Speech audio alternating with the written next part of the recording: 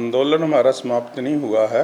आंदोलन हमारा अभी चल रहा है और जो ये तीनों नए कानून बने हैं, अध्यादेश बने, उनके बरखिलाफ़, क्योंकि वो हमारे आड़तियों के और जो किसानों हैं और मजदूर हैं उनकी जो आने वाली टाइम में उनके लिए बहुत ज़्यादा घातक सिद्ध होगा। जो मुख्यमंत्री से साथ मीटिंग हुई थी उसमें हमने ये रखा था कि आप मार्केट कमेटी के एरिए में जो टैक्स लगाते हैं और जो अब बाहर टैक्स है एक समान होना चाहिए, क्योंकि बाहर तो सेंट्रल सरकार ने जो नए कानून लाए उसके ऊपर कोई टैक्स नहीं है और मार्केट कमेटी के अंदर जो है वो मार्केट फीस भी है और यहाँ जीएसटी भी है, कई तरीके के टैक्स लगे हुए हैं।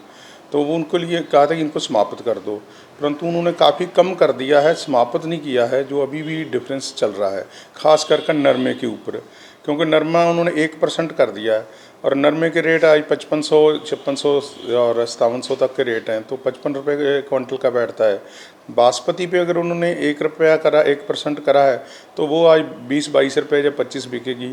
तो वो तो कहीं ना कहीं वो जस्टिफाई हो सकता है, क्योंकि हम उनको 10 से 15 दिन की खरीदार को डी भी देते हैं, जिसमें उसका कुछ ना कुछ कंपनसेशन हो जाता है और उसको बढ़िया साफ़ सफाई करके पंखा लगा के डेयरी बना के और सूखा माल देते हैं और हर तरीके की गारंटी देते हैं और पैसे की भी उसमें किसान के जो बीच में होता है, किसान को हम पेमेंट पहले कर देते हैं और आगे व्यापारी से बाद में पेमेंट आती है।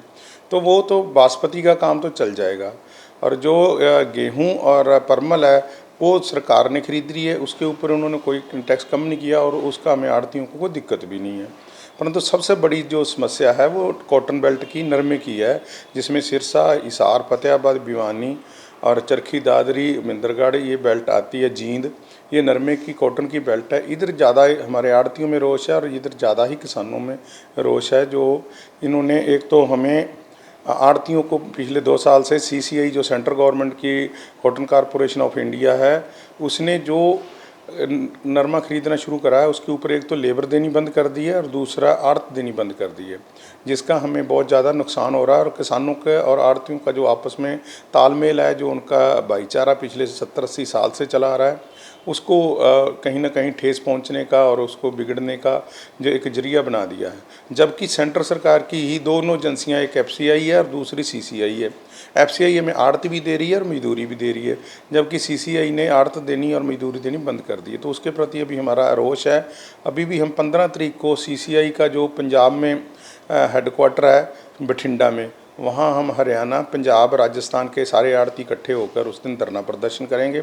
उसके बाद जो हरियाणा का सबसे बड़ा इनका सीसीआई का सेंटर सिरसा में है, तो अगली रणनीति जो है वहीं हम डेट डिक्लेयर करेंगे एक दिन के लिए, जहाँ हम पूरे तीनों स्टेट के आड़ती इकट्ठे होकर, मजदूर और हमारे मुनीम और दलाल सभी इकट्ठे होकर उस दिन धरना देंगे और सरकार से हम प्रोटेस्ट कर रहे हैं। नहीं, हम कल गए थे, कल जाकर हम उनको समर्थन जो जसबीर सिंह भाटी इनका लगा हुआ है, डीसी ऑफिस के सामने धरना लगा हुआ है, कल हम जाकर वहाँ उनको सपोर्ट दे के हैं। डब्बाली से भी आड़ती आए हुए थे, कालांवाली से भी आए हुए थे, रानिया से भी आड़ती आए हुए थे और डिंग से भी एसोसिएशन आई हुई थी, एलनाबाद की सारी। और हमारा जो स्टेट प्रवक्ता हैं और राष्ट्रीय आड़ती व्यापार संघ जो है उसके महासचिव जो हमारे राम अवतार तायल जी हांसी से स्पेशल आए हुए थे, कल हम उनको पूरा समर्थन दे के आए और उनको आश्वासन दे के आए कि हम आपके साथ हैं, जब भी हमें बुलाओगे, जिस ज़रूरत की भी आप चीज़ की ज़रूरत होगी उसके लिए हम आपके लिए हाजिर हैं। नहीं, आड़ती तो बिल्कुल, जिस दिन इन्होंने पिपली में रैली रखी थी उस दिन हम बिल्कुल ओपन, सबसे ज़्यादा आड़तियों ने सपोर्ट करी थी। और यहाँ से हम, मेरे को तो हमारे यहाँ से 70-80 जानों को गिरफ्तार कर लिया गया था वहाँ जाने के लिए।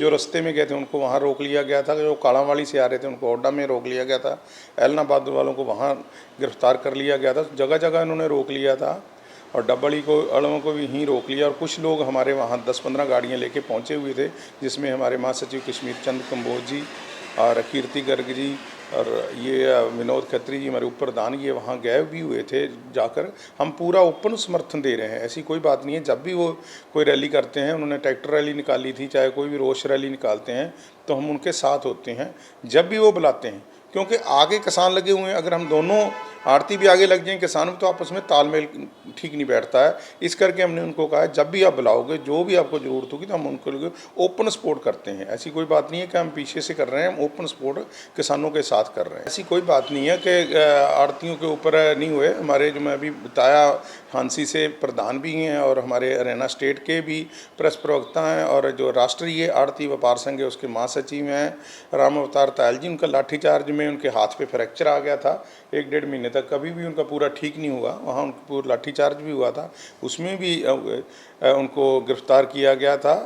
और साथ में हमारे दूसरे भी आड़ती वहाँ गए हुए थे जो, उनको भी गिरफ्तार किया गया था। उस दिन भी टोटली 10 तारीख को गिरफ्तारी करी गई थी। और ऐसी कोई बात भी नहीं है कि उनके ऊपर कोई मुकदमे हुए, कहीं ऐसा कोई झगड़ा जहाँ हुआ जो मौके पे, तो उसी का ही उस टाइम मुकदमे दर्ज होते हैं। तो उसमें अगर आड़ती होंगे तो आड़तियों के होंगे, अगर किसान होंगे तो किसान होंगे। हम ना तो सरकार से डर रहे हैं और ना ही झुक रहे हैं। हम पूरी सरकार की बरखिलाफ़ी कर रहे हैं और ये तीनों देशों की घोर निंदा करते हैं। पहले तो ये कहते थे हमने अब आज़ादी दी है, किसान को कहीं बेच सके। मैं कहता हूँ ये झूठ बोलते हैं, बिल्कुल झूठ बोलते हैं, क्योंकि ये तो किसान को पहले कभी पाबंदी थी नहीं। जितना भी रोहतक का, सोनीपत का किसान है वो सारा जाके दिल्ली में अपनी फसल बेचता था। ट्रैक्टरों की लाइनें लगी जाती थी, वहाँ गेहूँ बेचते थे, वहाँ अपनी फसल बेचते थे। उनके ऊपर कभी कोई बंदिश नहीं हुई, कहीं भी किसान जा सकता। उल्टा इन्होंने अब बंदिशें लगाई हैं। अब जो जितना भी इनका नया कानून बनाया है, ई पोर्टल का बहाना बनाया है इन्होंने, ई ट्रेडिंग का बहाना बनाया है, और सीमावर्ती किसानों को जो हमारे पास 100-100 साल से 3-3, 4-4 पीढ़ियों का रिश्ता था, उसको ये तोड़ रहे हैं और उनको नुकसान पहुंचा रहे हैं। और उसके साथ हमारे व्यापार का जो बाजार है उनको भी नुकसान होगा। इसमें ऐसी बात नहीं है, मैं यहाँ थोड़ा आपको डिटेल में बताना चाहूँगा। आज भी सुबह मेरी बात हुई थी और शायद आज शाम तक उनका फैसला करवाने के लिए बीच में प्रमुख लोग पड़े हुए हैं। आज शाम तक शायद उनका फैसला भी हो जाएगा।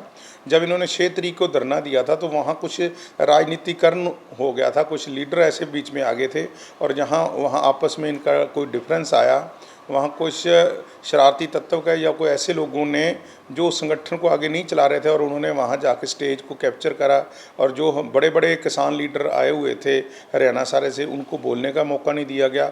वहाँ कुछ माहौल गलत हुआ जिसके कारण उनमें आपस में कुछ चंद लोगों के कारण, परंतु अब वो बैठ के आपस में फैसला कर रहे हैं। ऐसी कोई बात नहीं है कि वो 2 गुटों में बटेगा, वो एक गुट में ही रहेगा।